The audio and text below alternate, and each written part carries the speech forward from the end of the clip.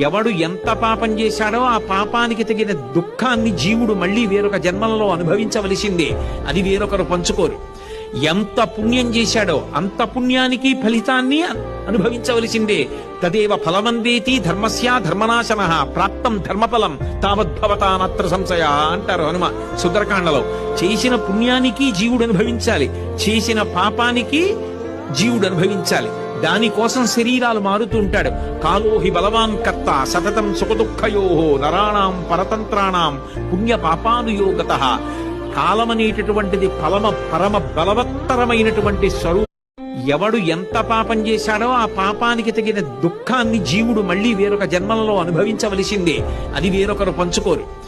ఎంత పుణ్యం చేశాడో అంత పుణ్యానికి ఫలితాన్ని అనుభవించవలసిందే. తదేవ ఫలమందేతి ధర్మస్య ధర్మనాశన ప్రాప్తం ధర్మఫలం తావద్భవతానత్ర సంశయ.